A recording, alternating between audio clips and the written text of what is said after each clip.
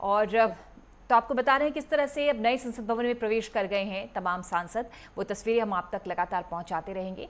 लखनऊ का रुख कर लेते हैं। आज और कल अहम दिन है लखनऊ में, चूंकि कोऑर्डिनेशन कमेटी की बैठक होगी, बीजेपी और संघ की समन्वय बैठक होगी। आज शाम 5 बजे सरकार और संघ के बीच मंथन होगा। चुनाव से पहले सियासी जमीन को तैयार कर रहा है संघ। दलितों तक कैसे पहुंचा जाए, आदिवासियों तक कैसे पहुंचा जाए, इसकी रूपरेखा तैयार की जा रही है। दत्तात्रेय होसबोले बैठक में, अरुण कुमार मौजूद रहेंगे।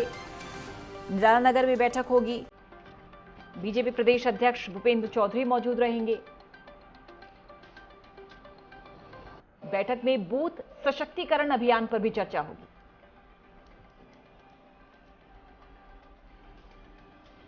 नए वोटर बनाने के अभियान में संघ की मदद ली जाएगी, पूरी रणनीति और मंथन के साथ।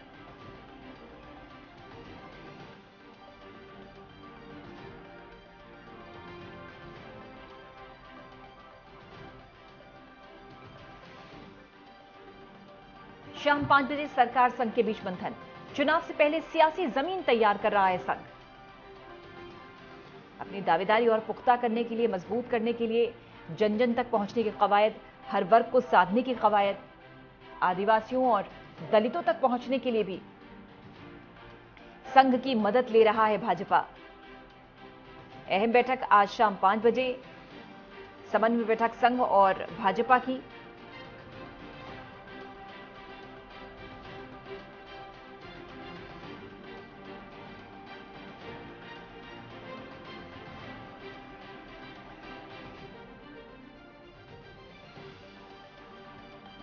मुख्यमंत्री Yogi Adityanath, deputy CM Keshav Prasad Maurya, deputy CM Brajesh Pathak भी मौजूद रहेंगे।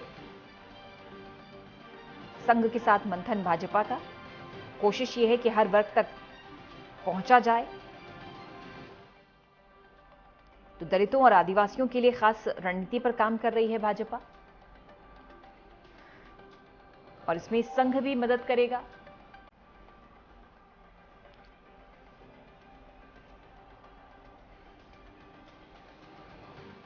दो 2024 के लिए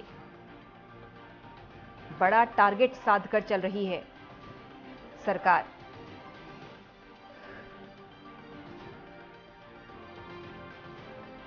मिशन 80 पर फोकस करते हुए भाजपा हर वर्ग को साधने में जुटी हुई है। दलितों और आदिवासियों तक पहुंचने के लिए स्ट्रैटेजी तैयार की जा रही है, जमीन तैयार की जा रही है।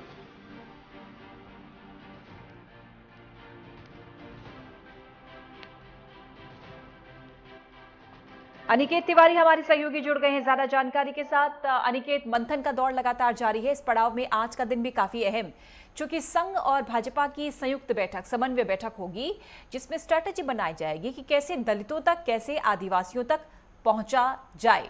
कितनी अहम ये बैठक और क्या कुछ जानकारी?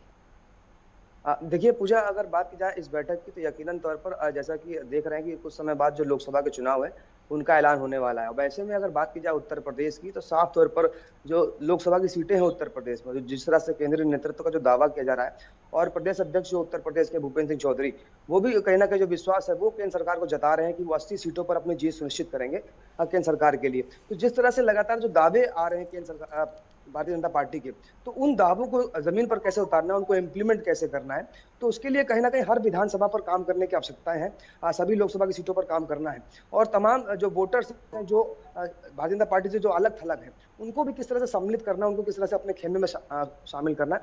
तो इन तमाम चीजों की जो रणनीति है वो कहीं ना कहीं इस बैठक के दौरान देखने को मिलेगी। तमाम जो वरिष्ठ पदाधिकारी हैं आरएसएस के, चाहे वो दत्तात्रेय होसबोले हों, मोहन भागवत हों, अरुण सिंह हों, तमाम लोग मौजूद रहेंगे।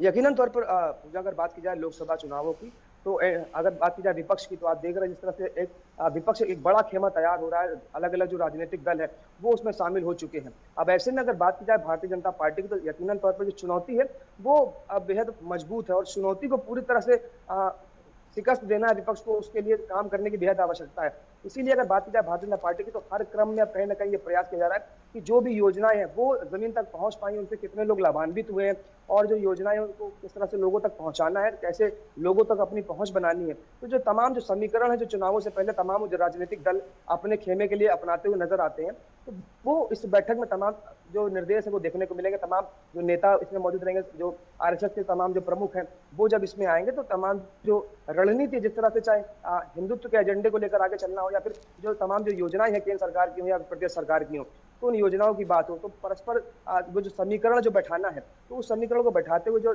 जो प्रयास है कि एक बार फिर से केंद्र में भारतीय जनता पार्टी की सरकार बनानी है, तो उसी क्रम में ये बैठक बेहद अहम है पूजा। और साफ तौर पर कहीं ना कहीं लोकसभा को अगर केंद्र करके देखा जाए तो 80 सीटों का जो दावा है, उस दावे को पूरी तरह से इम्प्लीमेंट, जमीन पर धरातल मूर्त रूप देने का जो प्रयास है, वो इस बैठक के दौरान देखने को मिलेगा। यही यूएसपी है भाजपा की, चूंकि भाजपा 24/7 इलेक्शन मोड में रहती है।